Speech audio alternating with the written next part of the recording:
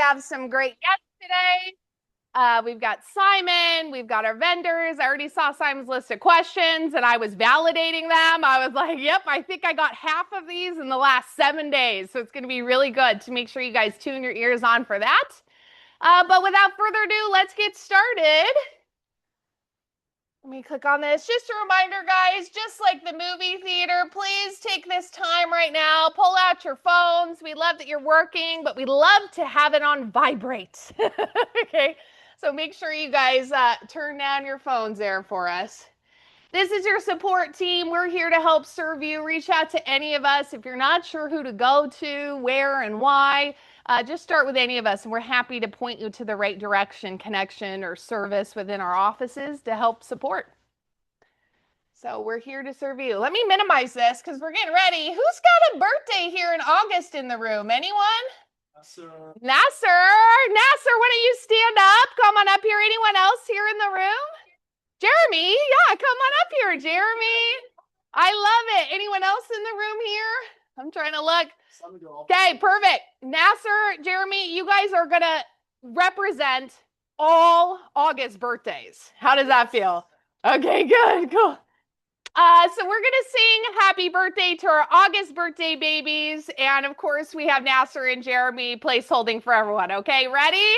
Happy birthday to you. Happy birthday to you. Happy birthday, dear August babies. Happy birthday to you. Woo! Thank you guys. Enjoy your birthdays. Hopefully you stay cool out there. And, we're going through that heat wave right now. Thank you. Good to see you. Happy birthday, you guys. If you're watching on Zoom and you're on that list, happy birthday. All righty. Next up, Minnie, can you help me with that camera too? You don't need to, but. What's happening? That's great. And this is the part where Minnie's going to do sign language for the rest of the team meeting. That's what's going to happen. Okay, Dougie, you want to talk about this? Yeah.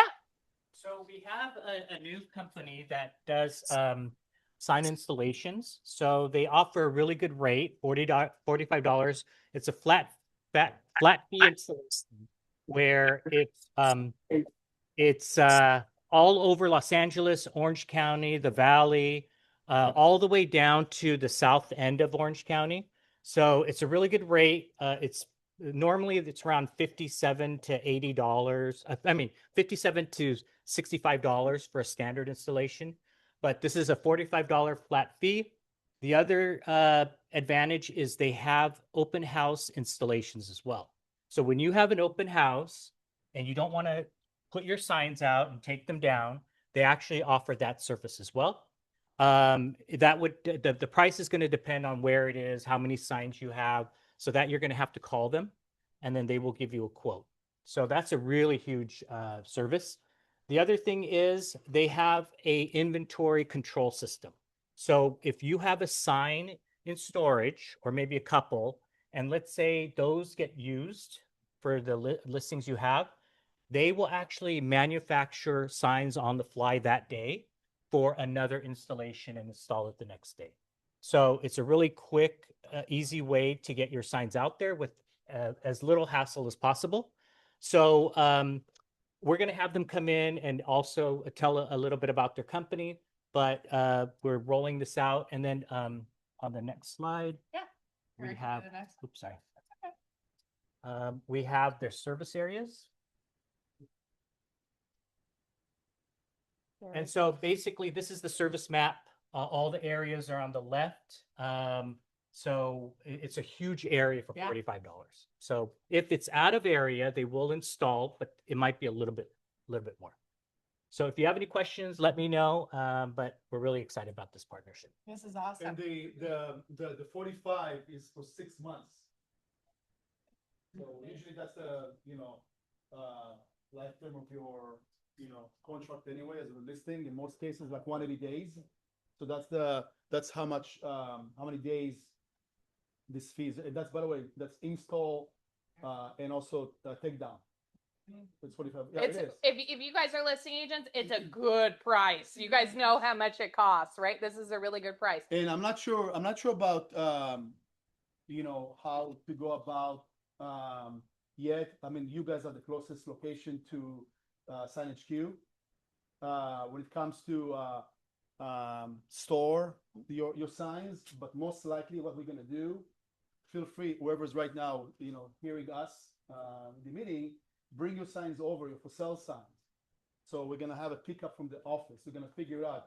I know that we have further offices. That's where they're gonna have to figure out, go to the other same companies, etc., and pick it up. We've done this many times, but it's definitely fantastic service. And the best part is their online platform. So definitely, by the way, anybody saw my email this morning at 8 a.m. that went out? Yeah. So it's same content. So log into the link and what have you, and create your own profile, whatever it is. They're fantastic. And if you have any issues, go see Dougie. Yeah. Question. So they store your sign too, and They hold this. they hold all of our signs. Every day they're gonna have the sign and. Okay, and then they install it for. Yeah. 45. Okay. Yeah, and then they'll take it down, which The- is the really cost nice. for storage. There's no Wow. storage cost. Yeah. It's a good fee. I just want to take a second to thank Manny and Doug. You guys, this is something that is very atypical to create a pattern of saying, hey, we have a bunch of signs that needs to be done. They worked with the company to make sure we got a super low rate for this. So I just want to say round of applause to the both of them and thank you, because this is a good program. One thing to note, Doug, and I know you kind of pointed this out, but I just want to reiterate it. They do need 24 to 48 hours notice, guys. So don't call them Saturday morning and say, hey, I need help putting up my open house signs in an hour. Right, Doug? Exactly. Yes. And the other thing is we have a special rate for manufacturing. So open house signs for an 18 by 24 sign is $47 each, which is Super a good deal. great discount. And then the for sale signs are $60 each. Great So it's a deal. really good price. Great deal. All right. Thank you, Dougie. Appreciate you and Manny both for setting that up. They're good company. All righty, we had fun this week. Standings are still the same, but closer than ever. In third place, we have our Sunshine Hustlers, Team Heidi, Robin, and Jennifer. Round of applause. Good job. In second place, very close, we have our Momentum Makers. We have Drake and Nina. Which means first place, we have our West Coast winners, Brandy and Stephanie. They showed up, man. They showed up. We did have a little bit of a change here from this week. Kyle's back in second place. So Zena, congrats on being on the top. And Kyle and Josh, congrats to all of you guys. Super solid. Again, there's still quite a few months and several weeks that you guys can turn in points. Don't think that it's too late. There's a couple different ways you can win. One is a team. Oh, there's Kyle. Hey, Kyle, congrats. Yeah, good to see you, man. There's a couple different ways to win. Again, your team can win or you can win as an individual. So don't stop turning your points in. This is about rewarding the activities that you need to get into production. So do them anyways and then just turn your points in. So you're getting a reward for that. So thanks, guys. Congrats to all of you. All right, so let's bring up our sponsor. Those wraps are so good. Everyone's loving it. Thank you. Let's bring up Elite Home Staging. Come on up here. Hi, welcome. Big round of applause. Welcome to her. Great. These are the slides. You just press over there on the button or there to go back. This is forward. Perfect. Okay. Hi guys, I'm Anastasia. I'm with Elite Home Staging. Before we tap in, I do want to do a little bit background about me. I have my degree in architecture. So when I style homes, I really like to bring out the structural integrity in homes. Some homes need a little more love than others. With Elite Home Staging, so we have been around since 2008. It started with Samantha Senia, the CEO and creator. It started in her garage, and she worked it all the way up to the third largest staging company in California. We service all over, all the way down to like Ventura County to Palm Springs. So anywhere a truck can go, we can go. That's what we say. Our minimum pricing for staging is $5,500. Typically, I mean, it all depends on square footage, location, and what you're asking for or wanting for. We do 3 different types of designs. We do something called a redesign, where we will use some of the seller's furniture and ours to mix well. For a cohesive design. We also do a full staging, so that means the whole property. We also do partial, so only the main living areas and the primary bedroom. Facts and numbers about staging. If you do get your home professionally staged, it does sell 17% higher price value and 73% faster. Typically homes on empty homes, people don't have imaginary, they can't really see. So having a space done, it really helps the new buyer come in, create a feeling, I want to be in here, I want to live here. We did just start our own escrow program. We partnered with a bank about a year and a half ago. So our service is called Elite Edge. And with that, it's an easy process to apply. Our credit is up to $75,000, and this can be applied to anything, painting, gardening, anything that you need the house to be updated or anything. So it doesn't always have to be with just for staging. And then here's just some images of our projects that we've done. So we are a modern company, but we do modern organic, modern contemporary, anything that really fits the style of the home as well. And then this is my contact information. I will also pass out some flyers for $600 off your first staging with us, as well as my business card. So thank you so much, guys. That's and I'll be in the awesome. back. So if you guys have any Cool. questions, I'll be here. Thank you, Anastasia. Thank you. I'll take this back from you. So if someone wanted to reach out and get a quote or something for seller service, it's the best contact to reach out to you? Yes. Oh, yes. okay, great. Perfect. So Make an appointment and I'll come see it. It's free for me to come out and give you a quote. So feel free. awesome. Thank you. I know she's going to stick around. If you guys have more questions, if you have listings that are coming up and you're not sure about pricing or service area, I know she'd probably be happy to talk to you about that. So thank you again. Appreciate you. All right, let's celebrate some peeps this week. Congrats, Jasmine, Omer, Eric, Michelle, Robin, Ron, Sophia, Tim, and Allison times 3. What does that equal? Nice solid week. $8,643,650. Super strong week. Okay, let's take a look at our new listings. Oh, Tim has a new listing. I think Zena, is this the one you just hosted open? Yeah, do you want to tell us more about the property? I think Tim's his door closed. Do you want to tell us a little bit about the property? Yeah. Or there's Tim. He's coming out. There he is. Great. I was like, you're good. Touching them. Oh, you're fine. So it's a beautiful 2-bedroom, 2-bath condo with a beautiful city view on the 11th floor at the 700 East Ocean building. His inside washer dryer, nicely updated kitchen, bathrooms have been updated. We got bamboo flooring throughout. Has 1 parking space, but you're oftentimes can find additional parking spaces for rent in the building. There's currently 1 available, I know of. And thank you, Zena, for hosting it open. And it's priced to sell $499,900. I mean, there's a unit underneath the exact same floor plan that's priced over $700,000. So it is definitely priced to sell. And it shows really well. The building is FHA and VA approved.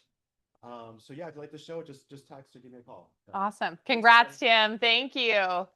Congrats. All right. Eric Green has a listing on Kiever in Long Beach. It's listed for $1,089,900, 3-bed, 2-bath. Richard Hahn has a new listing out in Ranchos Palos Verdes. It's listed for $1,339,900, and it's a 4-bed, 3-bath. Allison and Omer have a listing on Rose Avenue. It's listed for $1,795,000, and it's a 6-bed, 4-bath. Allison has another listing on Ladoga in Lakewood. It's listed for $899,900, and it's a 3-bed, 2-bath. And that's it. So let's open it up to the room. Any listings to pitch, buyer needs, coming soon? Feel free to share. All right, nothing?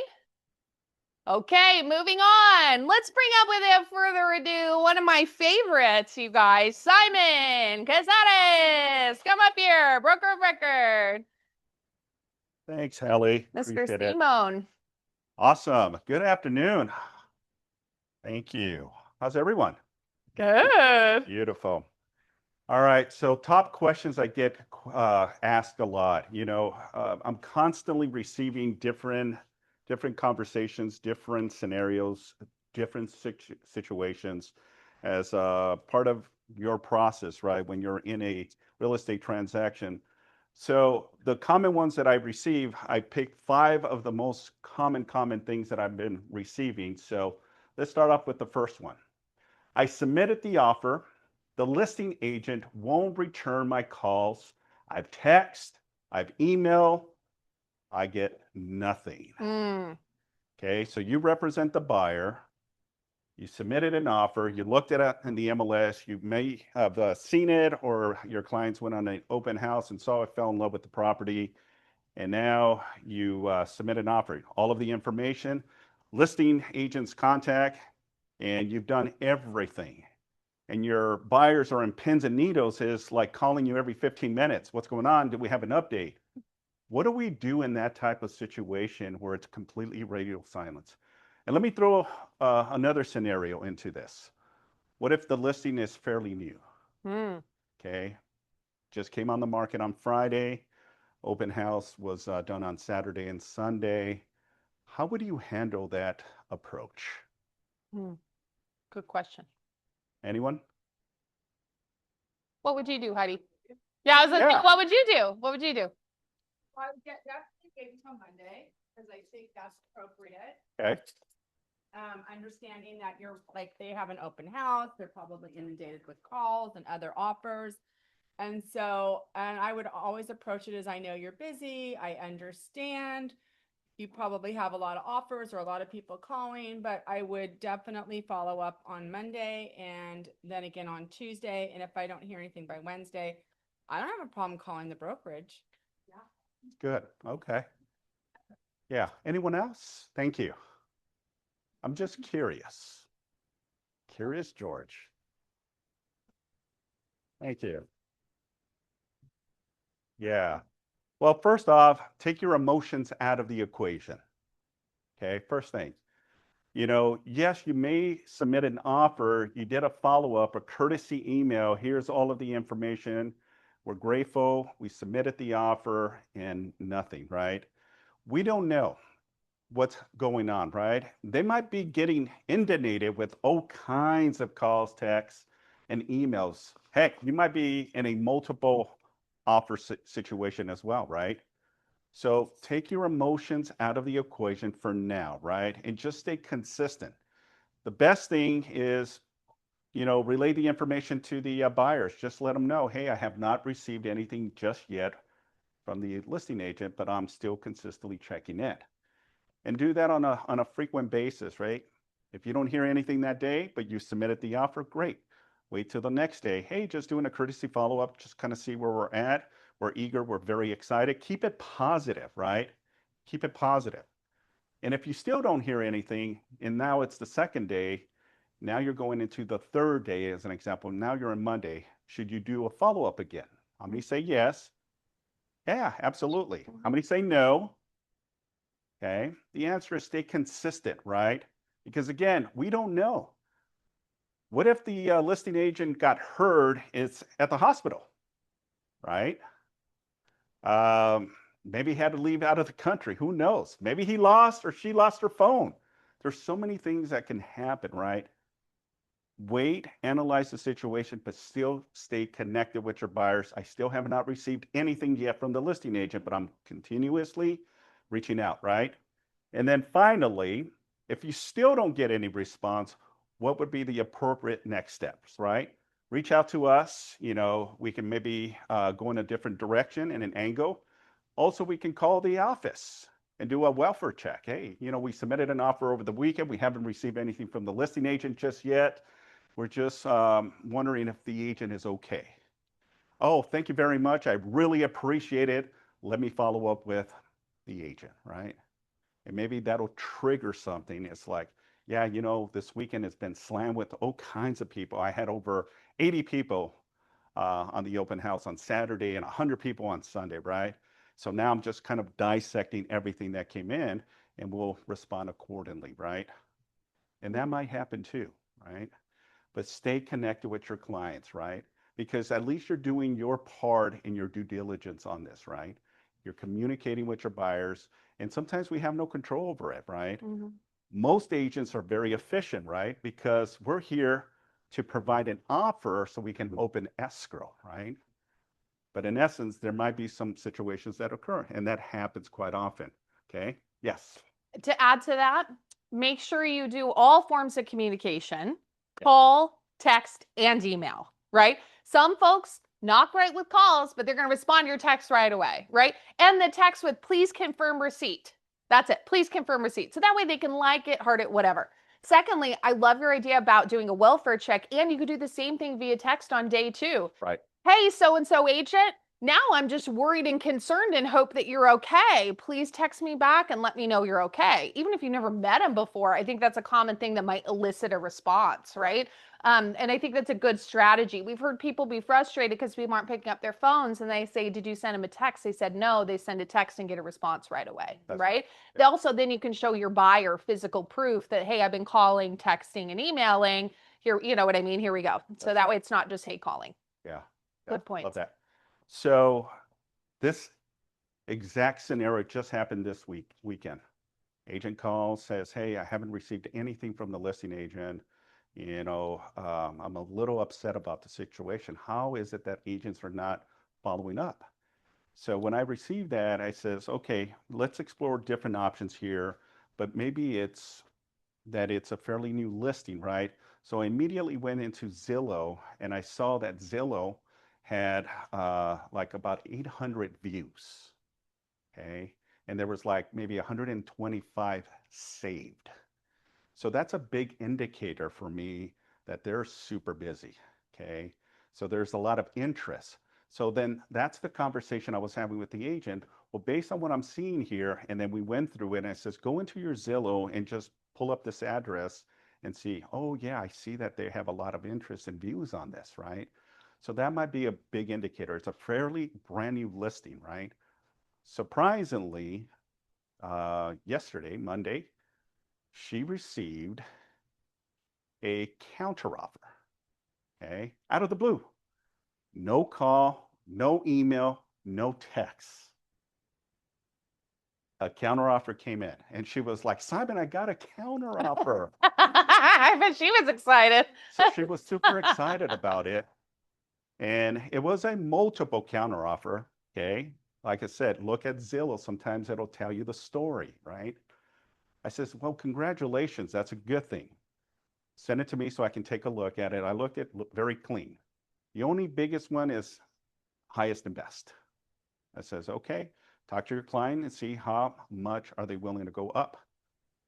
And they says, yeah, okay. So they ended up submitting a counteroffer, and they went as high as they felt comfortable. And again, for another day, it was nothing. Okay. So the agent sent a courtesy email saying, hey, thank you very much for the counteroffer. In return, here's our counteroffer with highest and best. All terms to remain the same, right? Everything else that they agreed to on the original offer.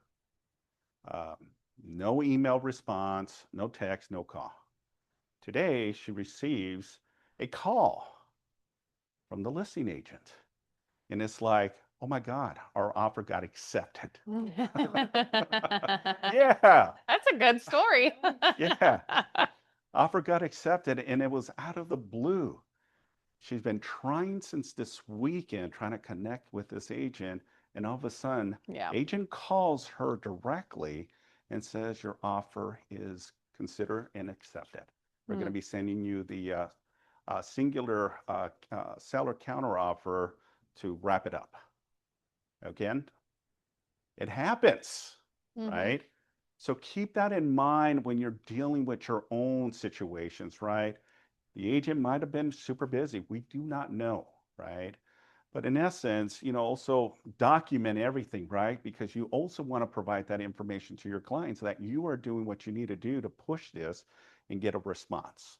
Okay. Questions regarding this? Yes. These shoes brand new. Yeah, Yeah. maybe didn't know. Like this is, and maybe this is how the transaction's gonna go. So be prepared for the ride of, maybe a little less communication than you like, but Yeah. we don't know. I mean, there's just could be so many different scenarios here. Good point there. What can you do to verify someone's experience? Ooh, I do this all the time. Yeah, you can look them up on the Department of Real Estate, right? There's a section where you put in their license number and all of the information, including where their license is hung, address, how long they've been licensed, and all that good stuff, right?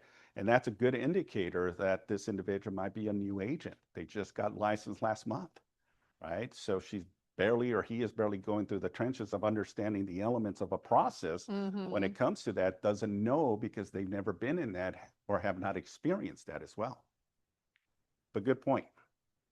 All right, let's go to number 2. The seller cancels the listing after I spend money on photography, staging, and marketing. Can I get reimbursed?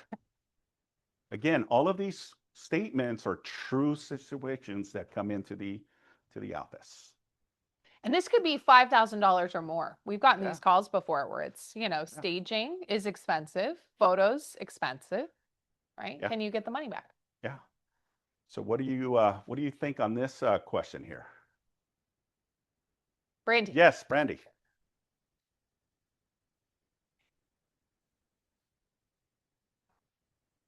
If the agreement is canceled before the expiration or whatever, that marketing costs will be reimbursed with a not to exceed amount. I love that. Good, good. That's what I wanted to hear. Yes, that's what I wanted to hear. Yeah, I'll tell you what she said. So look, up front, they didn't hear you, Brandy. They said, can you repeat the question? But I'll repeat it. So as a listing agent, when you're going on the listing appointment, right, and you're navigating the conversation with the seller with the intention of getting that listing, right? And yes, we incur costs all the time, right? That goes into, getting professional photography, drones, putting up your sign. You can spend hundreds or even possibly thousands of dollars just to present your new listing, right? With the intent, right? The intent is that all of the marketing that you are involved in is to sell the property, right? But it's one of these situations where, let's say that the seller decides to cancel 2 months into your agreement, right? This is not your intentions to cancel, but the seller's canceling on you, right? You may have a 6-month listing agreement in place, and now the seller decides to cancel. They changed their mind. They didn't give you the time necessary to find a ready, willing, and able buyer, right? And now they're asking for the cancellation. 1, can they cancel a listing with you? Yeah. 2, the question, can you get reimbursed for expenses that you incur on promoting their property? Okay. It depends. It depends. Now, I like what Brandy said because I would be that type of person that if I have a listing agreement and I know I'm going to be incurring cost, right? I would definitely put that in the beginning of my agreement. Okay. Put that in writing. So that way there's no confusion and no issues whatsoever, because once they sign that listing agreement, that's a bona fide agreement. Now you can hold that agreement to the seller. Okay. Yes, sir. I think Brandy mentioned that. Maybe Brett, I'm not sure that you guys are doing it, right? So I don't know. If it's a personal friend. Yeah.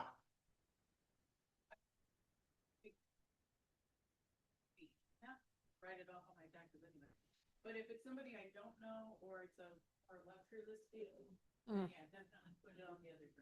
Now, when you put on the other terms, are you mentioning that you're gonna charge this no matter what, or you will not charge this in case the listing is gonna sell? Well, it just says if the agreement is canceled Cancel, okay, and these costs were incurred. Yeah. But not to exceed amount of like say $1,000. I don't even put that. right. And the reason I'm asking is because I think that, you wanna think differently when you're approaching the listing. And I'm generalizing just to make a point. If we have a commission breath, right, or coffee breath, but commission breath, then it's gonna be like, I don't wanna touch anything, I don't wanna break anything, don't wanna shake the, whatever. No, this is a business mindset. Because if they're gonna use, for example, our luxury seller concierge, and they tapped into $50,000 cash to fix the house and what have you, and the listing canceled, they're gonna have to pay that to the concierge anyways, right? That's between them and the concierge. But same thing with you, you're a service provider no matter what.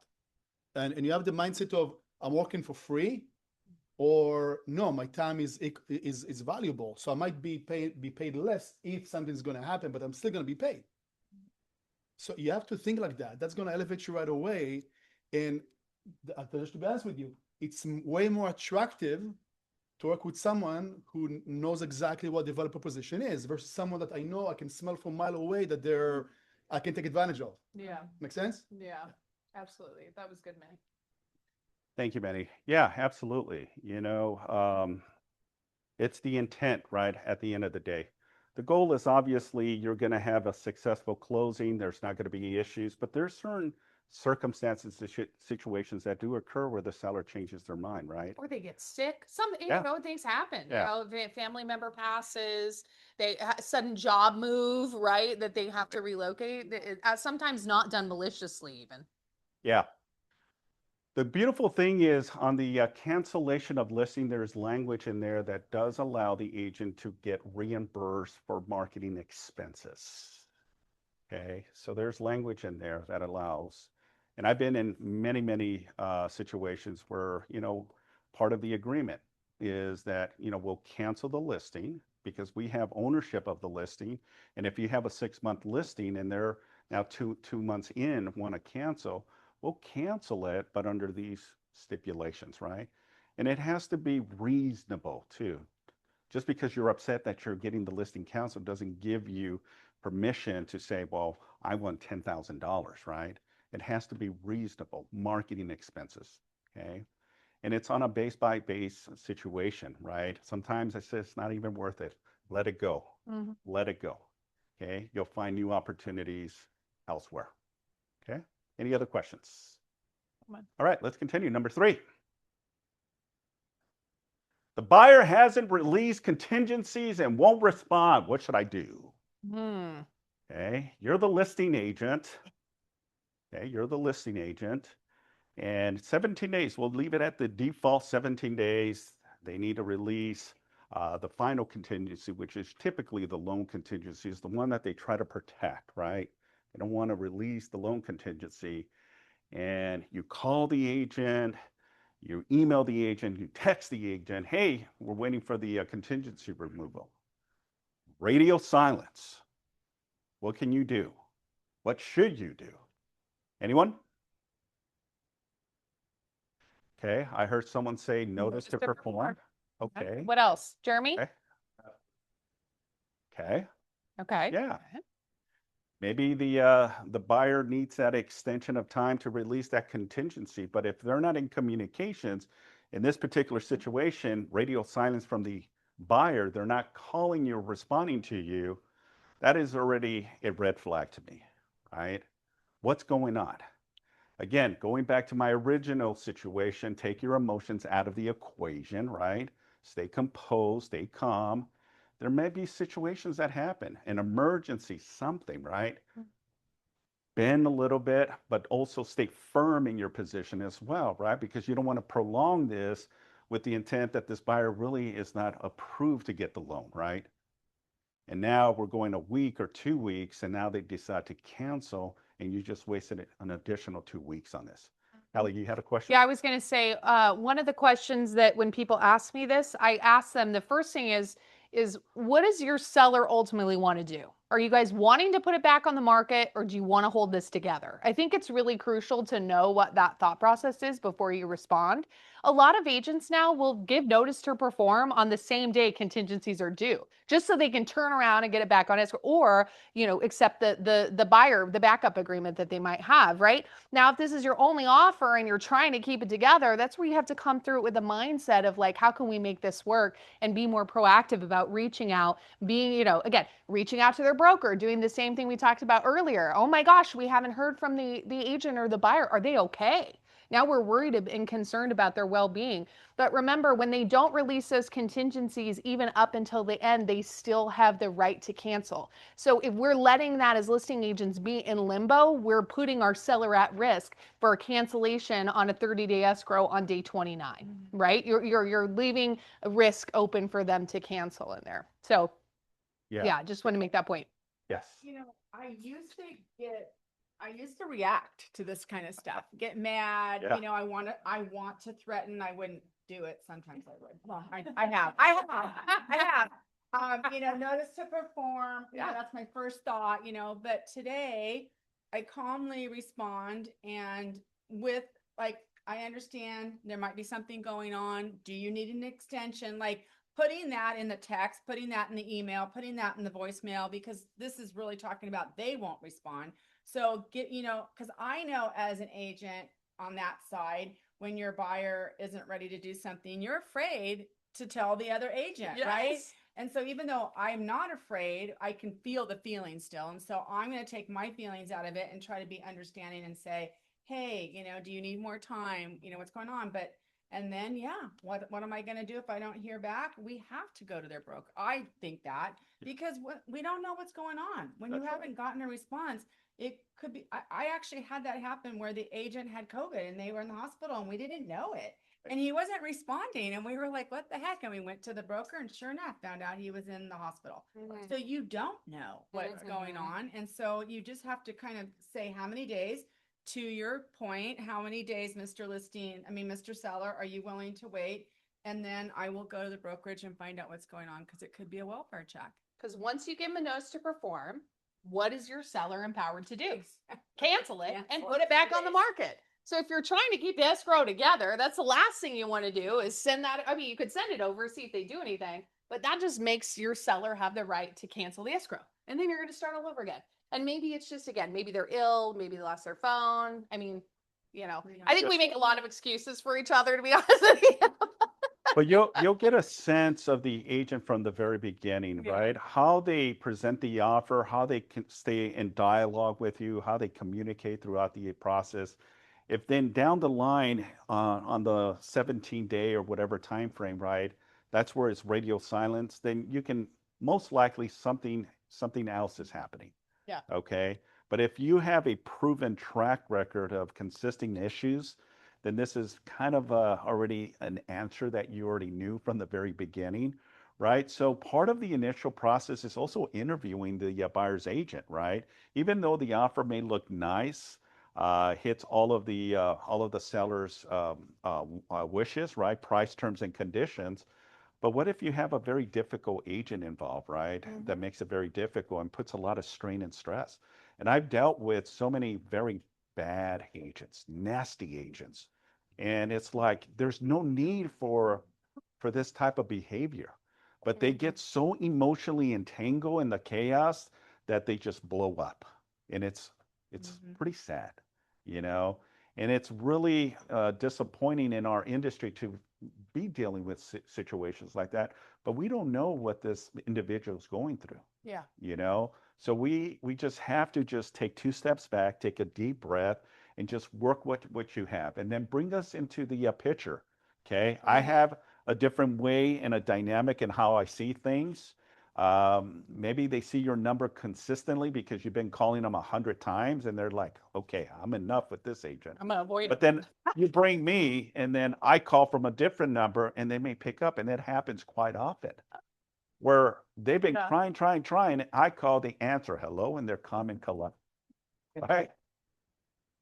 Hi, my name is Simon. I am the broker for KW. Oh, how can I help you? Okay, and then the agent is on the other line or on the office. It's like, what is going on with this individual? We just don't know, but that happens quite often, right? So in this particular situation, yeah, you can send a notice to perform. You can reach out to us. You can reach out to the broker as well, right?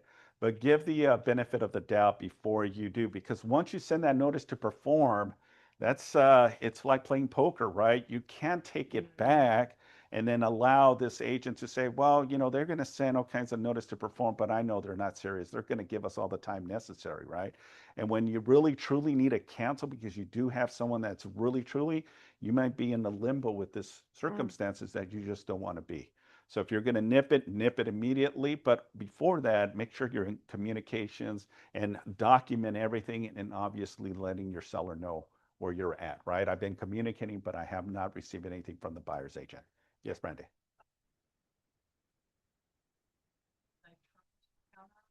Like 10-day contingency removal for everything but the loan. So that way you can have that extra week or 7 days to play with if you Yeah. nice before you do that. Good That's right. strategy. Bothering them to turn it in sooner. Good strategy. Also, I'd say, you know who else we could call that probably, hopefully, will pick up their phone? The lender. Yeah. The lender. I'm probably going to try to call the lender. Hey, Mike, listen, I know we have an escrow going on. Weird. The agent not responding to me. Is everything okay? What's going on? Mike's probably going to share, or Alex are probably going to share everything they can share within compliance, but they're probably going to confirm right away. Oh, yeah, they're sick. Something happened. Ooh, yeah, no, we're delayed right now. I mean, hopefully that's not either of you guys, but I would probably call the lender too, because hopefully they're picking up their phone. Yeah. Escrow, maybe? Yeah. Yeah. Call them. Yeah. That's great. Yeah. Good points. All right, let's continue. All right, number 4, I'm doing the verification of property condition, better known as the VP. The seller still has furniture everywhere. I cannot properly inspect the home. Should I Question. sign it? Should I sign it? Okay. Final walkthrough, seller has crap everywhere. Yes. We just had that happen yesterday. Yay. Okay. Um, Who do you What'd you represent? do? Who did you represent, the buyer or the seller? The Okay. buyer. So we did the VP with the furniture still there. And I just explained to my buyer that, first of all, it doesn't say that they have to be out by the VP. I mean, by the, the final walkthrough. They have to be out by close of escrow at 6 p.m. on Wednesday. So we will still need to do the visual walkthrough. But what we did is we just stated in there that buyer could not see under rugs and furniture. We took pictures of the areas where we couldn't see underneath and may have it when they're moving the furniture out if something happens and get the floors get scratched. So we noted it in there. So yes, we were all able to sign it. Yeah, so let me put some clarity and perspective to the final verification. The seller and the buyer, when they originally signed the purchase agreement, there's language in there that says this, that the buyer has, within 5 days of closing, the right to go do a final inspection of the property, verification of the property, I should say. It's not a contingency, right? It's not a contingency to back out of this situation because at this point in time, the buyer has already released all contingencies, okay? But it's really to make sure that the property is still in its original condition when they originally submitted an offer, and more so that if the buyer requested any type of repairs, that the seller has done so, okay? And if not, that's your opportunity for you to document it and ultimately allow the delay of closing escrow because there might be something that was supposed to be done but wasn't done, and that now is causing, kind of a break into the process, right? So that's one of the indicators. But under no circumstances, it's not a way for the buyer to say, oh no, the house is in bad shape, I want to cancel, right? Because at this point in time of the process, the buyer released all contingency, and if the buyer decides to cancel, they may be in breach of the contract and forfeiting their earnest deposit, right?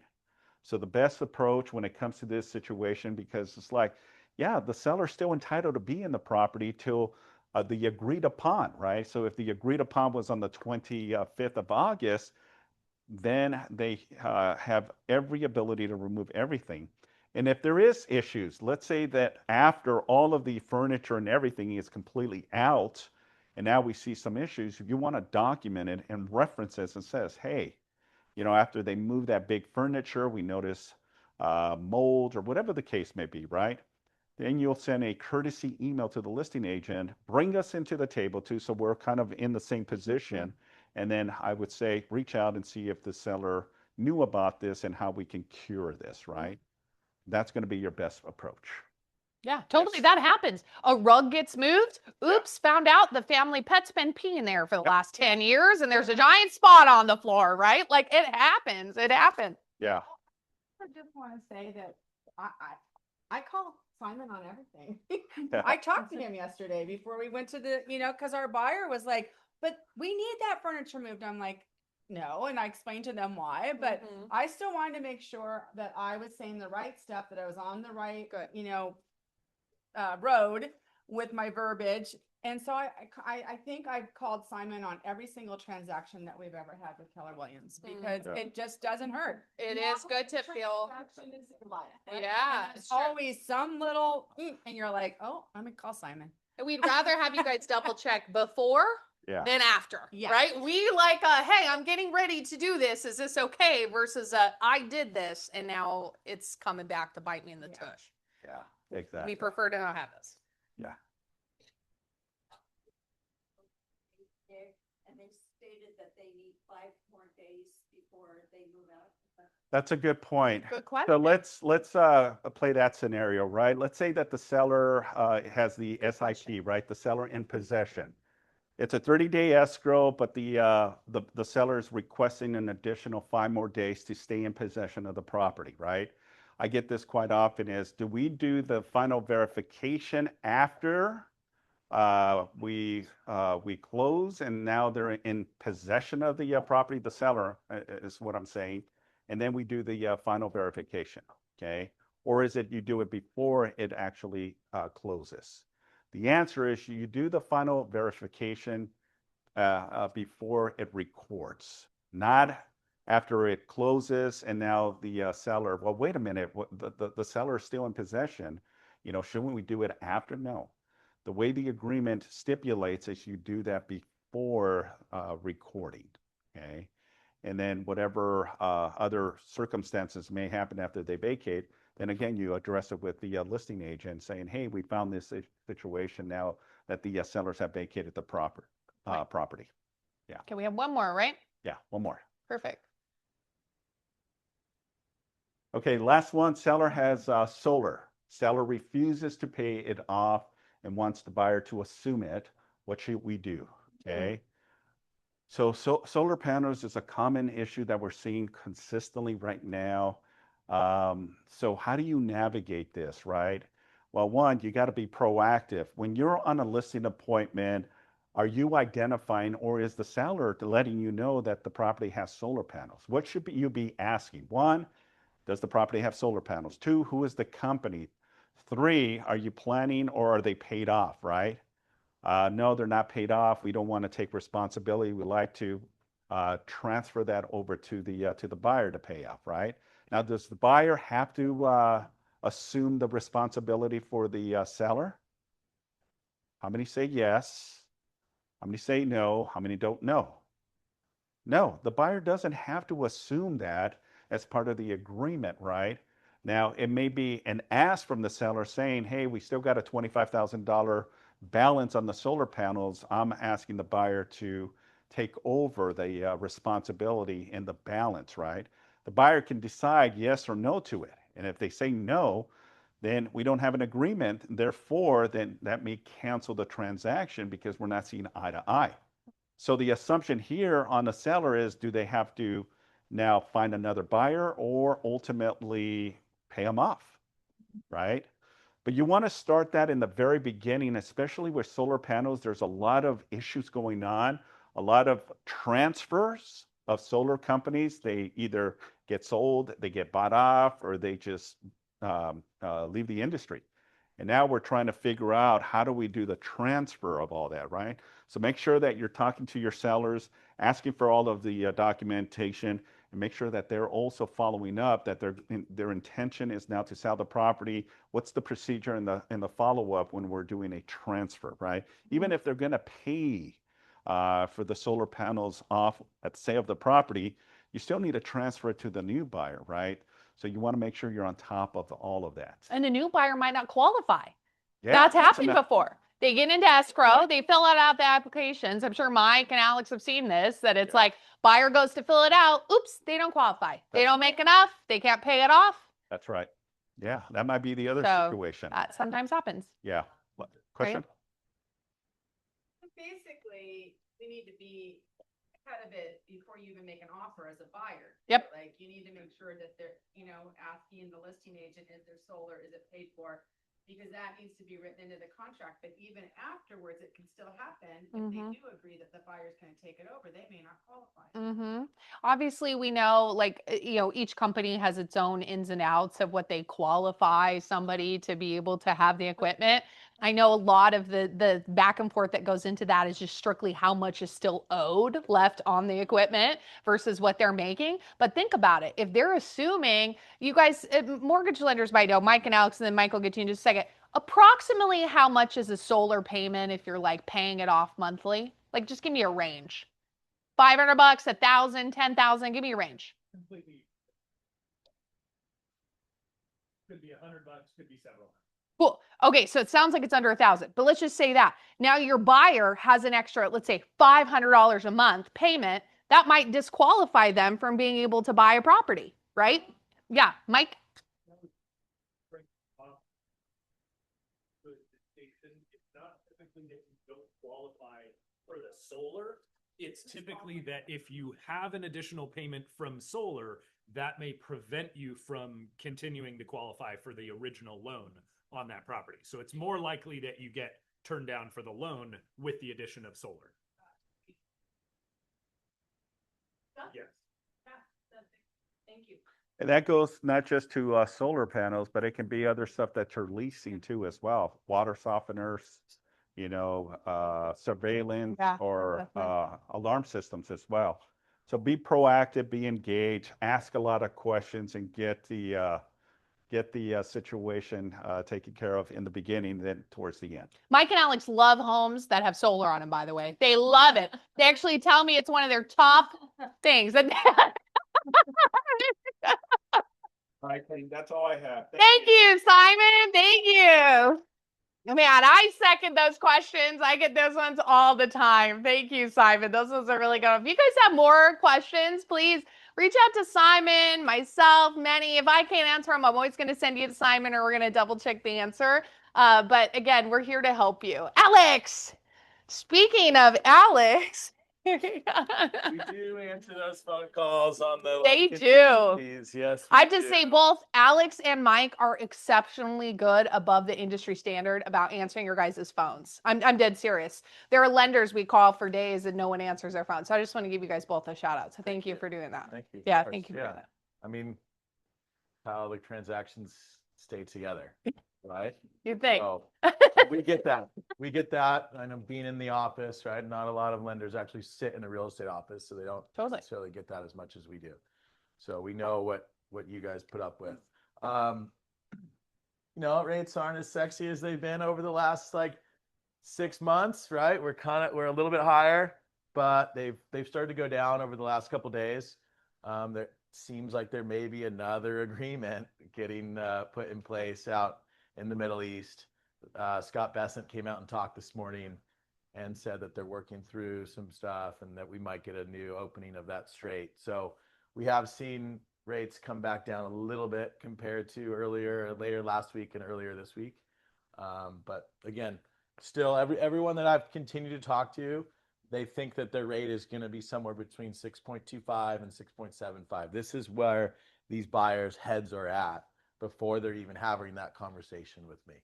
So no one's like, okay, I need 5.5. That's not really reality anymore. So keep that in mind. The rates are where people are thinking they're going to come in at.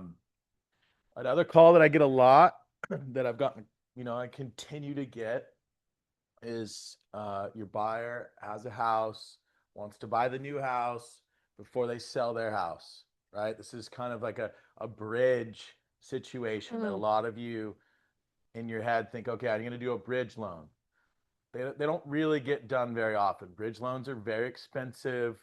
They're pretty tricky. So we have to strategize and figure out if we're talking to those buyers that want to potentially sell but want to buy first, we need to do something else. We need to, in my head, I usually try to convince them to do a home equity line on that property that they have that they will potentially sell, or do a home equity line on an investment property that they have, so that you don't have to write contingent offers. They're still hard to get accepted, right? Maybe not as hard as they were 3 years ago, but strategizing, looking this through all the way is something that I really want to encourage you guys to do. I get a call once a week from someone in here about this situation. So let us help you strategize. I'm up front. Thank you so much. Awesome. Thank you, Alex. All right. Thank you to Sarah and Pacific Coastline for the little goodies today. You guys have a first aid kit. So hopefully y'all's boo-boos are getting taken care of now because Pacific Coastline. So make sure you keep that around you. I thought I saw Brandy. Is she in her little thing? Oh, good. Brandy, come on up here. I saw that little bouncing girl. I saw your hair when you went back that way. Brandy. In my favorite cubicle. Good. Somebody's laptop in there. I need a sign or a name placard. Okay, guys, I just want to talk to you guys about home warranty, obviously, but manufacturer's coverage and how that works with your home warranty. So traditionally, say we go out to fix a washing machine and we discover that it's under manufacturer's warranty. We would have you go through your manufacturer. We'd cover like the parts and labor. We don't do that anymore because what we do offer is manufacturer's coverage. It's only $10 to add to the policy. The only policy that it's included in is the top of the line Enhanced Plus policy, but any of the other policies you can add it for $10. And what we do is we take out the middleman. We don't make you go to the manufacturer, and then we just take care of the whole thing for you, as long as you have that coverage and the particular coverage for that type of system. If you think a claim with home warranty is annoying, try doing a claim through the manufacturer, right? It's like a lot of time. They don't call back. You're under their things, and it's not as easy as you think it is. So it's a great little $10. It's also want to remind you guys, this is why I should be placing your order for you. Always send me your orders, because if I see you have an extra $10 to spend, I will throw that on there for you automatically. But just keep that in mind. If you do want to spend the whole amount that you're allotted, that is a great place to start. It's a nice even number. And that's it, guys. That's have a great day. awesome. Thank you, Brandy. Just a little side note too, Brandy's always willing to help walk your clients through what home warranty actually is, right? What does it cover? What is it? Especially a first-time home buyer might not know what that is, and they think, oh, this broke down, I'm gonna do a home warranty, or they just pay for it themselves, not knowing that they could. Yeah. That's great. Seeing it as a benefit, not as an entitlement, or being disappointed in the plaintiff. That's great, Brandy. Thank you. We had a great session today about social media. We're having another good one with Ms. Heidi later on today at 4:30 on Zoom. Kenyetta's teaching a great class tomorrow from 10 to 11, talking about home inspections, how to read the report, how to keep your transaction together, and how to explain it to your clients as you're walking through that. Again, happening from 10 to 11. Who likes making more money? Yay! I love making more money. Come to my class tomorrow if you want to make more money with the RPA. Mastering the RPA and getting truly skilled about doing it in the quickest amount of time with the least amount of errors will bring you more money over and over and over again. So make sure you guys mark your calendar. It's happening from tomorrow from 11 to noon here in our bullpen. I promise, if you guys have been to these courses before, you're going to have a lot of fun and keep coming back. So I will see you guys all hopefully in the training room tomorrow.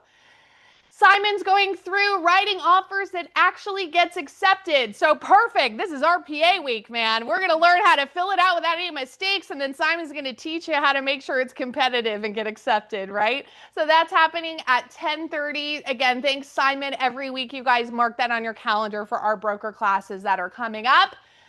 We have Laura's Trust Wills and Probate Real Estate Transactions that's happening here in August. Remember, it is Zoom only. You can register to get the link through the QR code.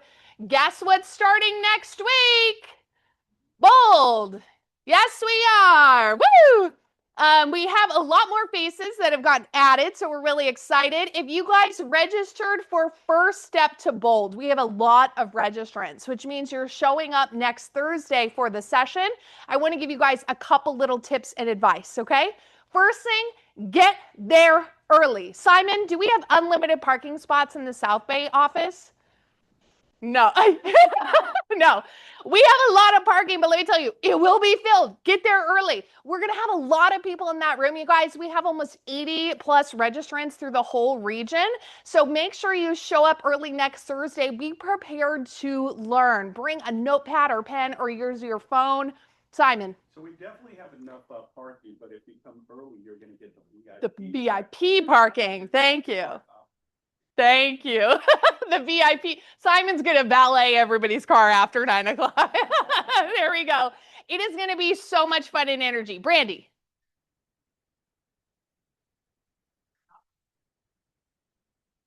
But yeah, but we'll have to piss them off. Brandy, we will do our best that day. Of all of the teams are going, you guys. We actually, quote unquote, shut our offices down and everybody goes. You're going to see Dougie and Summer and everyone over there. We're going to do our best to try to make sure that everyone stays out of those spots, right? Good question. Yes.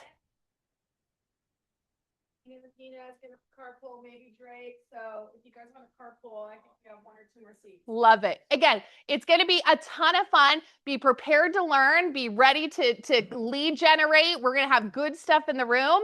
Remember, if it's still not too late, not only can you sign up for Full Bold still, but you can at minimum still sign up for First Step, and we'd love to have you guys in the room. Okay, next. Cool, Mega Camp, that's coming up soon. Right after Mega Camp, we just had more people join us. So I know we do need to update that picture, Dougie. So a few more people even just joined us from Manny's email that he had sent out. So after the Mega Camp comes back, we will have some special team meetings. So if you guys aren't making it, make sure you put those last team meetings after we come back on your calendar, because you're going to hear a panel. Manny and I usually go over kind of like the state of the market, right? We talk about the stats on one of them. So just make sure you guys, if you can't make it in person, at a minimum, you've got those penciled out so you can come and get as much as you can back from Mega Camp. Okay. Lastly, or second to lastly, unlock the Zillow preview. We have our Lunch and Learn that's happening here at Coastal in just a couple weeks. You guys can sign up. We need you to sign up to save your seat just so we can make sure you have a good lunch. Dougie's getting that set up for everybody thanks to the Zillow preview crew. And so make sure you let us know that you're coming. The Reimagine Expo Conference is happening in October. Again, it is free if you're a National Association of Realtors member. So all you have to do is just let them know you're coming though. We have a big group. Usually we have about 20 to 30 in our offices that go together. And we all kind of have lunch and have a good time. I know Brandy, a couple of others have done it in the past, and we just have a really good time and learn a lot. So it's a good one to add to your calendar. Okay, that's it guys. Thank you so much. Have a good rest of your day.